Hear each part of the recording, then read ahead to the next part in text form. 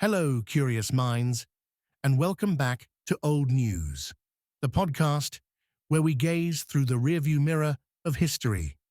Today, we're backing it up to the year 1955. Let's ride. In international affairs, 1955 was a year of both tentative diplomacy and hardened divisions in the Cold War. In May, the Soviet Union formed the Warsaw Pact, a military alliance of communist Eastern Bloc nations including Poland, East Germany, Hungary, and others. This was a direct response to West Germany's recent admission into NATO, which the USSR viewed as a serious threat to its sphere of influence. The move formalized the split between East and West, solidifying two rival military blocs and sharpening the ideological fault lines that would dominate global politics for decades. Just 2 months later, however, a rare moment of dialogue emerged. In July, world leaders from the United States, Soviet Union, United Kingdom, and France met at the Geneva Summit. Not to be confused with the Geneva Conference in '54, the summit was the first high-level meeting since World War II to ease Cold War tensions between these major world powers. Although the talks produced no binding agreements, they touched on key issues like arms control, German reunification, and global cooperation. More importantly, the summit signaled a softening of Cold War rhetoric, ushering in what became known as the spirit of Geneva. This brief diplomatic thaw didn't erase the tensions, but it did reflect a shared desire, however fragile, for peace in an increasingly polarized world. In one of the most defining moments of 1955 and of the 20th century, Rosa Parks quietly but powerfully changed the course of American history. On December 1st, in Montgomery, Alabama, Parks, a 42-year-old black seamstress and civil rights activist, boarded a city bus after work and took a seat in the colored section, as was required under Jim Crow segregation laws.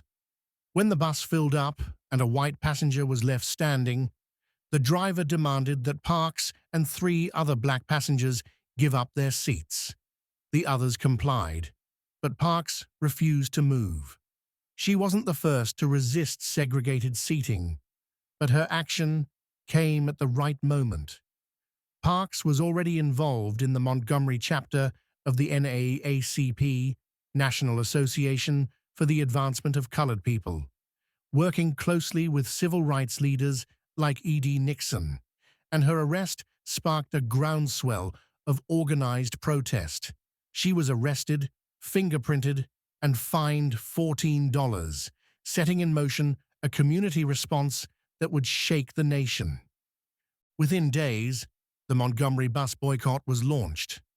Black residents of Montgomery, who made up the majority of the city's bus ridership, began walking, carpooling, and organizing alternative transport rather than use the segregated public buses. The boycott lasted over a year, 381 days, despite harassment, arrests, and even violence. It severely strained the finances of the Montgomery bus system and drew national and international attention to the civil rights struggle in the American South. The boycott also catapulted a then unknown 26-year-old preacher, Dr. Martin Luther King Jr., into the national spotlight. As the newly elected leader of the Montgomery Improvement Association, King preached nonviolence and justice, laying the foundation for his role as the face of the modern civil rights movement. Then, in 1956, the U.S. Supreme Court ruled in Browder v. Gale that bus segregation was unconstitutional, effectively ending the boycott and forcing Montgomery to integrate its transit system. In science, a wave of relief swept the nation as one of the most terrifying public health crises of the era finally met its match. On April 12th, at a nationally broadcast press conference, Dr. Thomas Francis Jr. of the University of Michigan stood before a packed auditorium and announced that the polio vaccine, developed by Dr. Jonas Salk, was officially safe, effective, and potent.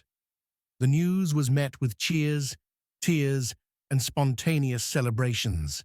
Church bells rang, classrooms applauded, and for the first time in years, parents breathed a little easier. Polio had been the stuff of nightmares, crippling and sometimes killing tens of thousands of children each year. 1952 was the worst year on record for polio in the US, with 57,000 reported cases, 21,000 cases of paralysis, and over 3,000 deaths. Families lived in fear of summer outbreaks, keeping kids away from swimming pools and public places. Dr. Salk's vaccine used a killed virus method and had undergone the largest medical field trial in history, involving nearly 2 million children in 54. Backed by the March of Dimes, the announcement in 55 and following immunization campaign marked a monumental moment in medicine. The date also coincided with the 10th anniversary of Franklin D. Roosevelt's death, the U.S. president who had been paralyzed with polio. Salk, hailed as a hero, famously refused to patent the vaccine, saying, "Could you patent the sun?" The vaccine rollout wasn't flawless. A manufacturing error at Qatar Laboratories led to some children receiving vaccines that contained live virus, causing over 200 cases of paralysis and 11 deaths. This led to stricter vaccine safety regulations, and those swift corrections kept public trust intact. By the end of the decade, polio cases plummeted, dropping to less than 6,000 by 1957.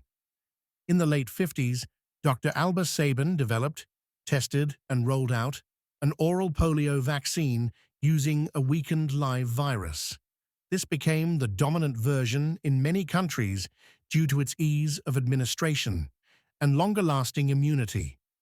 In 1994, polio was declared eradicated in the Americas.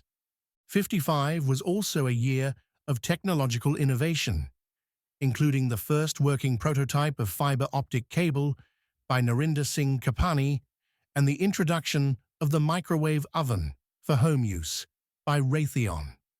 And the first Guinness Book of Records was published in the UK. The first pocket transistor radios hit store shelves, and in Detroit, General Motors debuted the Chevy Bel Air with a bold, futuristic design that became an icon of 1950s American car culture. In entertainment, James Dean became a posthumous legend.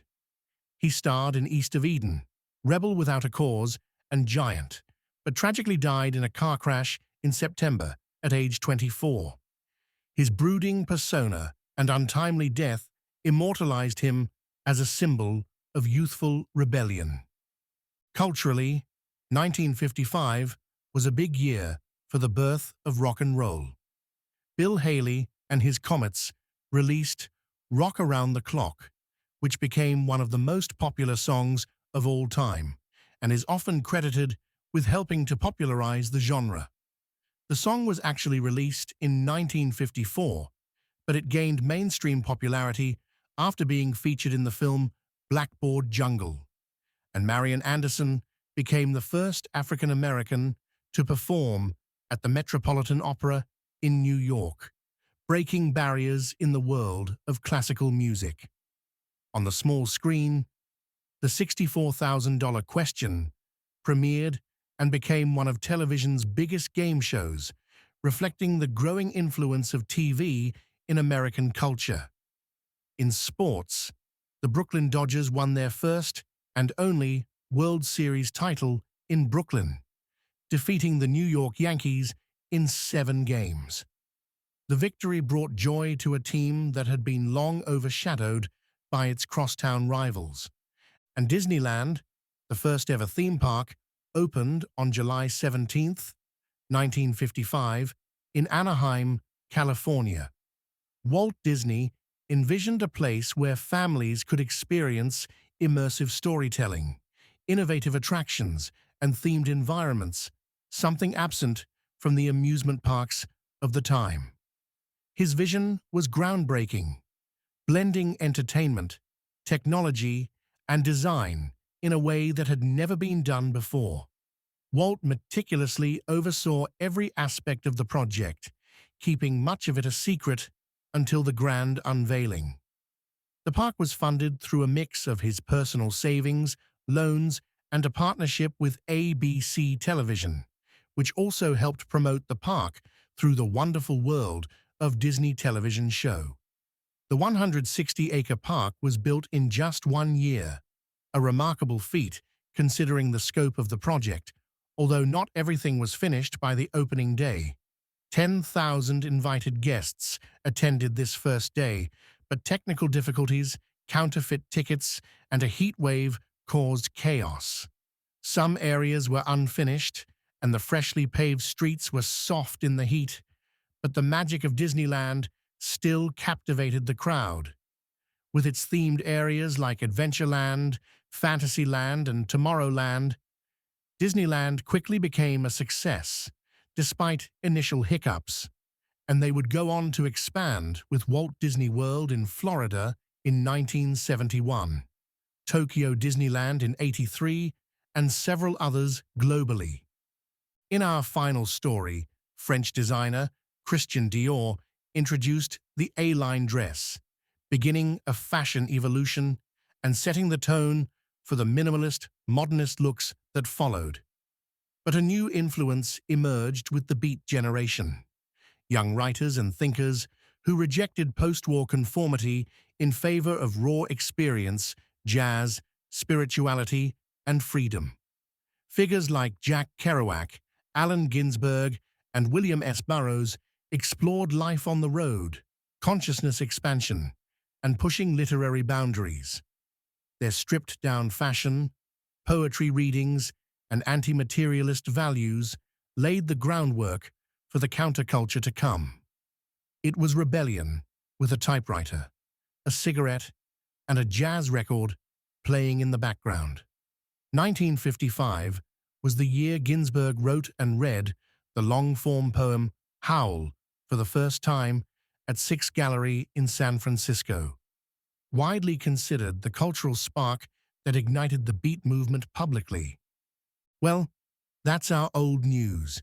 In the words of Winston Churchill, those that fail to learn from history are doomed to repeat it. Please stay tuned for the next episode or continue listening and revisiting other years.